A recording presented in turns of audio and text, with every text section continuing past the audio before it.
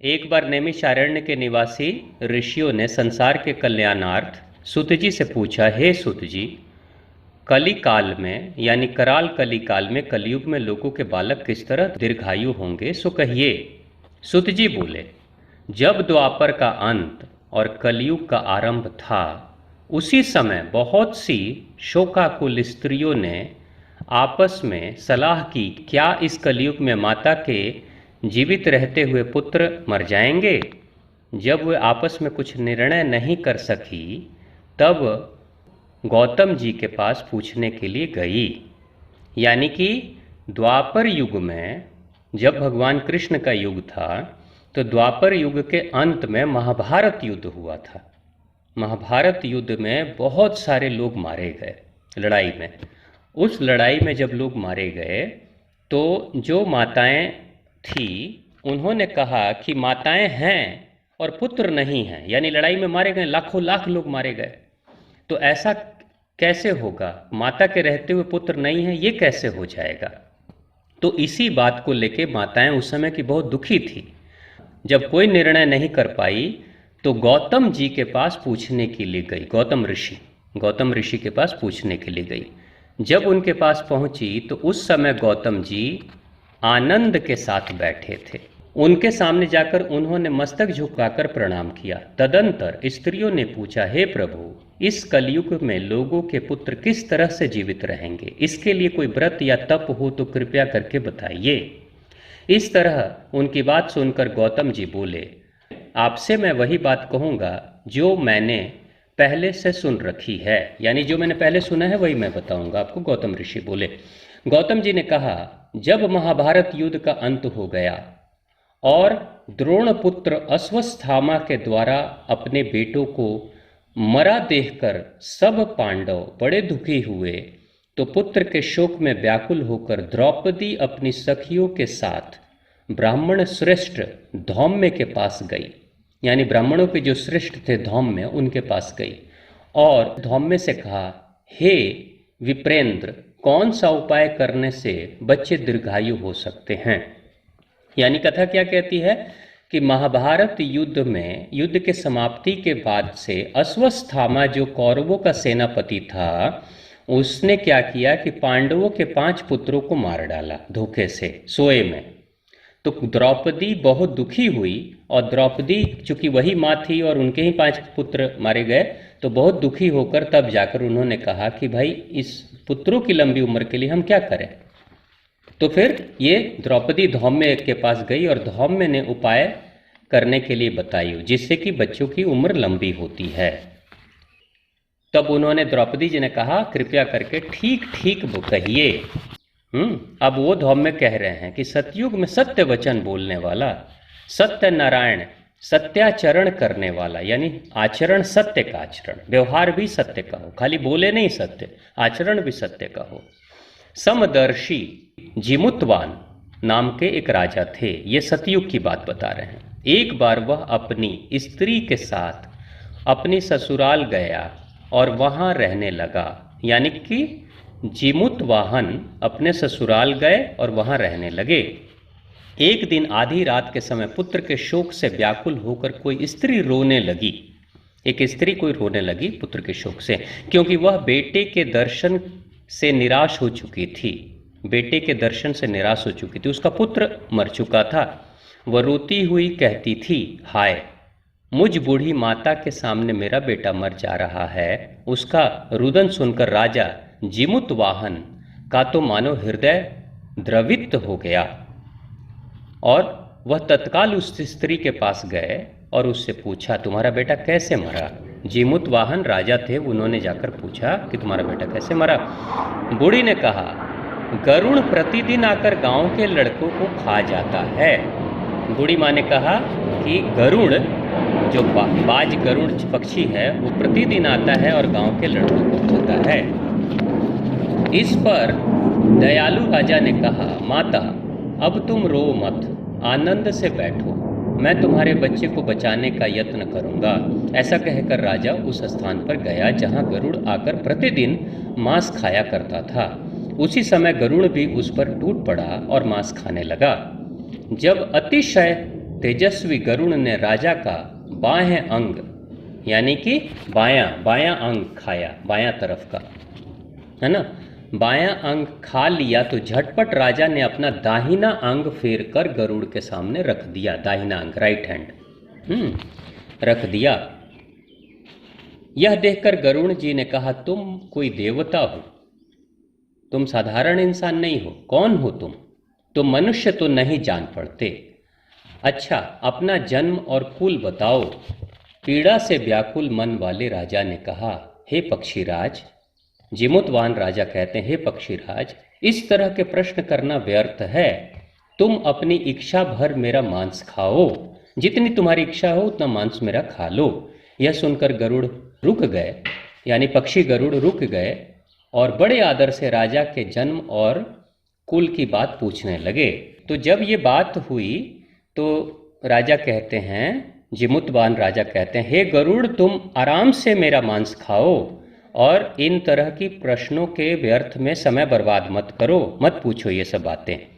तो गरुड़ ये बात सुनकर खाना बंद कर देता है और फिर राजा से पूछता है, तुम अपने जन्म और कुल का नाम बताओ, तुम कहाँ से हो। राजा ने कहा, मेरी माता का नाम शैव्या, मेरी माता का नाम शैव्या और मेरे पिता का नाम शालीवाहन है। जिमुतवाहन की माता का नाम शैव्या है और पिता का नाम शालीवाहन है। सूर्य वंश में मेरा जन्म हुआ है और जिमुतवाहन मेरा नाम है, यानी सूर्य वंश में जन्म हुआ। राजा की दयालुता देखकर गरुड़ ने कहा, हे महाभाग, तुम्हारे मन में जो अभिलाषा हो वह वर मांगो। राजा ने कहा, हे पक्षीराज, यदि आप मुझे वर दे रहे हैं तो वह वर दीजिए कि आपने अब तक जिन प्राणियों को खाया है वो सब जीवित हो जाएं। यानी कि राजा कहते हैं कि जो लोगों को खा चुके, जिन बेटों को बच्चों को खाया है, सबको जीवित कर दो। हे स्वामिन, अब से आप यहाँ बालकों को न खाएं, कोई ऐसा उपाय करें जो उत्पन्न हो वो लोग बहुत दिनों तक जीवित रहें। यानी कि जिमुतवाहन क्या कह रहे हैं गरुड़ को, गरुड़ गांव में रोज आता था, रोज लड़कों को खा के चला जाता था। धीरे धीरे गांव की आबादी लड़कों की खत्म होती चली जा रही थी। चूंकि जिमुतवाहन से पहले जब कभी भी कोई इंसान को गरुड़ खाता था तो वो लोग रोते थे, चिल्लाते थे, तड़पते थे, क्योंकि शरीर काट रहा है तो दर्द हो रहा है। लेकिन जिमुतवाहन एक ऐसे पहले इंसान मिले जो रोए धोए नहीं, दर्द तो हो रहा था, छटपटा रहे थे, लेकिन फिर भी वो कह रहे थे कि हमने आपको अर्पित कर दिया है, अब आप चैन से खाओ।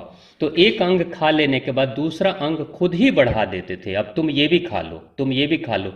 तो गरुड़ को इससे पहले कोई आदमी ऐसा मिला ही नहीं कि जो खुद से अपने शरीर को मारने के लिए तैयार है, कह रहा है कि तुम खा लो। यानी कि वो मेरी चिंता कर रहा है। गरुड़ क्या सोचे कि वो आदमी मेरी चिंता कर रहा है, अपनी चिंता नहीं कर रहा है। लेकिन इससे पहले सब लोग अपनी चिंता करते थे, मेरी चिंता कोई नहीं करता था, मेरे पसंद को नापसंद को कोई नहीं सोचता था। तो इसी बात पे गरुड़ बहुत प्रसन्न हो गए और उन्होंने मारना बंद कर दिया, खाना बंद कर दिया और फिर बोले कि तुम बताओ, अपना कुल खानदान बताओ और तुम वर मांगो, मैं तुमसे प्रसन्न हूँ। तो जिमुतवाहन ने वर मांगा कि अब के बाद आप किसी बच्चे को नहीं खाओगे इस गांव में, और दूसरी चीज, जो भी बच्चे उत्पन्न होंगे वो सभी लंबी उम्र के होंगे और जीवित रहेंगे, ऐसा वरदान दो, है ना। तो वर मांगने के लिए ऐसा उन्होंने कहा था। धौम्य ने कहा, अब आगे जो द्रौपदी को, धौम्य कहते हैं देवी द्रौपदी को, धौम्य ने कहा कि पक्षीराज गरुड़ वरदान देकर स्वयं अमृत के लिए, यानी धौम्य कहते हैं पक्षीराज गरुड़ राजा जिमुतवाहन को वरदान देकर स्वयं अमृत के लिए नागलोक चले गए। वहां से अमृत लाकर उन्होंने उन मरे मनुष्यों की हड्डियों पर बरसाया। ऐसा करने से सब लोग जीवित हो गए जिसको कि पहले गरुड़ ने खाया था। राजा के त्याग और गरुड़ की कृपा से वहां के बहुत कष्ट दूर हो गया। यानी कि राजा के उस त्याग से, अपने शरीर का त्याग किया, और गरुड़ की प्रसन्नता से वहां के जो लोग थे उनको बहुत भारी जो कष्ट था वो दूर हो गया।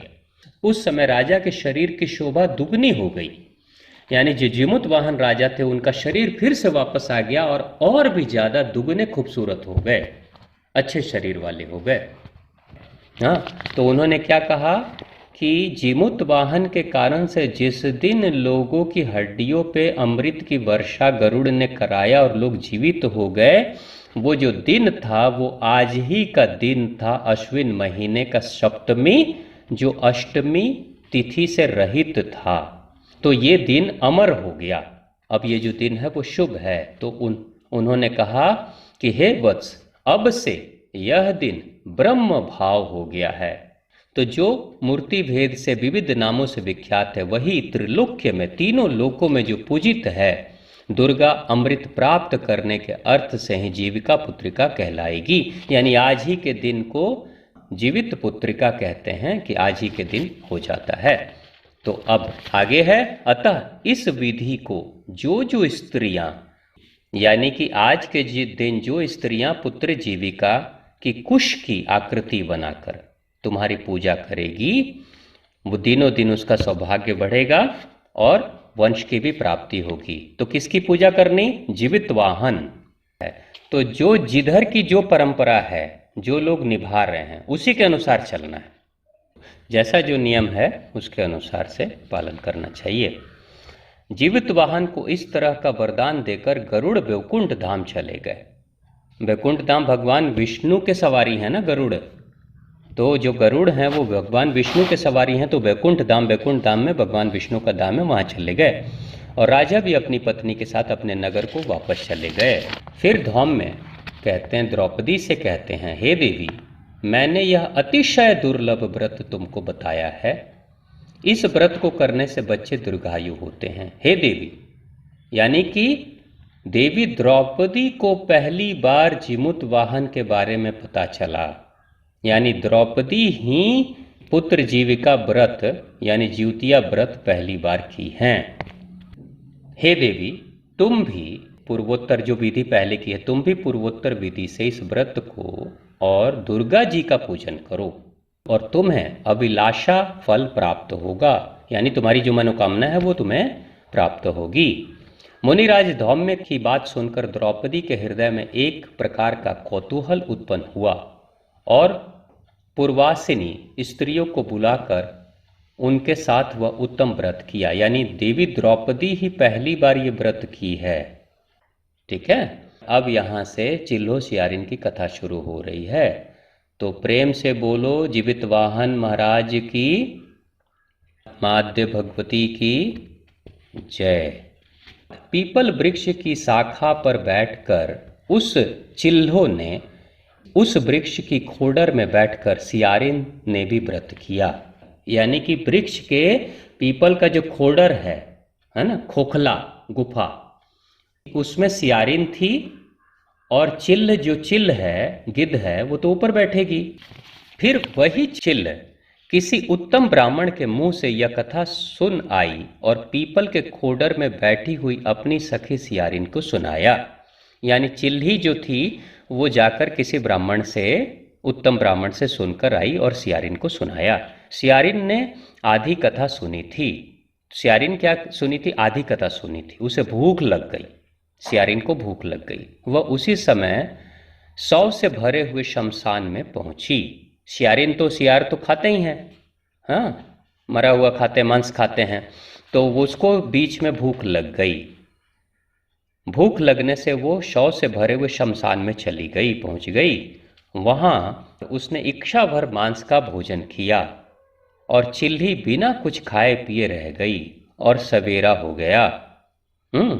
चिल्ही पूरा व्रत की, लेकिन सियारिन पूरा व्रत नहीं कर पाई। सवेरे वो गौशाले में गई और वहाँ गौ का दूध पिया। सवेरे गौशाले में जाती है चिल्हीन और गौ माता का दूध उसने पिया। इस तरह उसने पारण किया सवेरे। हाँ, कुछ दिनों बाद वो दोनों मर गए। यानी कि चिल्हीन और सियारिन दोनों मर गई कुछ दिनों के बाद, बूढ़ी होने के बाद, है ना, उम्र जब हो गई तो मर गई। और अयोध्या में किसी धनी व्यक्ति के घर में जन्म ली। दोनों ने जन्म लिया अयोध्या में धनी व्यक्ति के घर में। संयोग से दोनों का जन्म लड़की के रूप में एक ही घर में हुआ, जिसमें सियारिन ज्येष्ठ हुई और चिल्ली छोटी। दोनों बहनें वहीं शुभ लक्षणों से युक्त थी, इसलिए बड़ी काशीराज के और छोटी लड़की उसके मंत्री के साथ अग्नि के सामने विधि पूर्वक ब्याही गई, है ना। यानी कि बड़ी वाली जो थी वो काशीराज के पास और छोटी वाली जो थी वो मंत्री के पास। यानी कि बड़ी सियारिन वो राजा के घर चली गई और छोटी मंत्री के घर चली गई। एक ही राजा की घर और एक मंत्री के घर, ठीक है। हाँ, विधि पूर्वक ब्याही गई। पुनर्जन्म के फल से वह मृगनयनी रानी हुई। मृगनयनी बहुत सुंदर रानी हुई। जिस किसी भी संतान को उत्पन्न करती वह संतान मर जाती। सियारिन की संतान मर जाती और पुनर्जन्म की बातों को स्मरण करने वाली मंत्री की पत्नी ने अष्टवसुओं तेजस्वी 8 बेटे उत्पन्न किए और सभी जीवित रह गए। यानी कि जो मंत्री की पत्नी थी यानी चिल्ही ने अष्टवसु जो थे, ये अष्टवसु कौन है? यही अष्टवसु हैं जो महाभारत की कथा में गंगा पुत्र भीष्म के 7 भाई, जिसको कि माँ गंगा ने पैदा होते ही जल में प्रवाहित कर दिया था। तो अष्टवसु का जो 8वां वसु था वो भीष्म पितामह बने, ठीक है। तो वही अष्टवसु फिर से इनके घर में जन्म लेते हैं, छोटी वाली चिल्ली के घर में, और सभी जीवित रहते हैं, है ना। अपने बहिन के पुत्रों को जीवित देखकर ईर्ष्यावश राजपत्नी ने अपने स्वामी से कहा कि यदि तुम मुझे जीवित रखना चाहते हो तो इस मंत्री के सभी पुत्रों को उसी जगह भेज दो जहां मेरे बेटे गए हैं। यानी शियारिन जो थी, शियारिन तो ईर्ष्यालु थी, शियारिन के मन में तो बहुत भेदभाव था, जलन थी अंदर। तो शियारिन राजा को कहती है कि अगर तुम मुझे जीवित देखना चाहते हो तो इस मंत्री की पत्नी के सारे बच्चों को वहीं भेज दो, यानी परलोक भेज दो, ताकि ये भी जीवित ना रहें, क्योंकि तुम राजा हो, तुम चाहे जो भी कर सकते हो, है ना। जहां मेरे बेटे गए अर्थात उन्हें मार डालो। यह सुनकर राजा ने उस मंत्री के पुत्रों को मारने के लिए कई प्रकार के उद्योग किए, यानी कि राजा भी प्लानिंग करने लगा। पर मंत्री पत्नी ने जीविका पुत्रिका के पुण्य बल से बचा लिया। लेकिन मंत्री पत्नी ये कौन है? चिल्लीन है, पिछले जन्म में जिसने जीवित पुत्रिका का व्रत किया था, वो अपने पुण्य प्रताप से बच्चों को बचा लिया। एक दिन राजा ने अपने आदमियों को उन पुत्रों का सर कटवाकर पिटारी में रखवाकर और वह पिटारी उनकी माता मंत्री पत्नी के पास भेज दिया। एक दिन राजा क्या किया कि उन आदमियों के पुत्रों को का सर कटवा दिया, हाँ सबको, और पिटारी में रखकर उनकी माता मंत्री पत्नी यानी पिछले जन्म की चिल्लिन के पास भेज दिया। किंतु वे 8 सिर बेशकीमती जवाहरात हो गए और भले चंगे 8 लड़के अपनी माता के पास वापस चले आए, यानी फिर से जीवित होकर चले गए। उनको जीवित देखकर राजपत्नी को बड़ा विस्मय हुआ, वो बड़ा आश्चर्यचकित हुई, ये कैसे हो गया, जिसका सर कट गया वो कैसे जीवित हो गया। अंत में वह पत्नी मंत्री की पत्नी के पास गई और उससे पूछा, हे बहन, तुमने कौन सा ऐसा पुण्य किया है? अब देखो ये दोनों बहनें कौन हैं? सगी बहनें हैं। हाँ, राजा की पत्नी और मंत्री की पत्नी सगी बहन है, लेकिन दोनों बहनों में कितना जलन है। एक बहन दूसरी बहन की खुशी नहीं देखना चाहती, है ना। तो इतना सब कुछ करने के बाद तब बड़ी बहन जाती है, जाके पूछने जाती है कि हे बहन, तुमने ऐसा कौन सा पुण्य किया है जिससे बार बार मारे जाने पर भी तुम्हारे बेटे नहीं मरते। इस पर मंत्री की पत्नी ने कहा, पूर्व जन्म में मैं चिल्हिन थी, तुम सियारन थी। पूर्व जन्म में हम दोनों एक साथ रहते थे। अब बताती है, क्योंकि चिल्हिन को पूर्व जन्म याद था, सियारिन को नहीं याद था। तो वो क्या बताती है, तुमने व्रत के नियमों का भली भांति पालन नहीं किया था और मैंने किया था, इसी दोष से बहिन तुम्हारे बेटे नहीं जीते। हे राजरानी, अब भी तुम इस पुत्र जीविका व्रत को निष्ठापूर्वक करो और तुम्हारे बेटे दीर्घायु होंगे। मैं तुमसे सच सच कह रही हूँ। उसके कथनानुसार रानी ने व्रत किया, तभी से उसके कई बेटे सुंदर और दीर्घायु होकर बड़े बड़े राजा बने। यानी जब उसने व्रत किया नियम से तो उसके भी बच्चे बड़े हुए, सुरक्षित हुए और राजा भी बने। सूत जी कहते हैं, इस प्रकार का आनंद देने वाला मैंने यह दिव्य व्रत बतलाया है। स्त्रियां चिरंजीवी संतान चाहती हैं तो विधि पूर्वक यह व्रत करें। यहाँ से पुत्र जीविका व्रत की कथा समाप्त हो गई। तो प्रेम से बोलिए भगवान शिव शंभू की, माँ आद्य भगवती की, पुत्र जीविका व्रत की।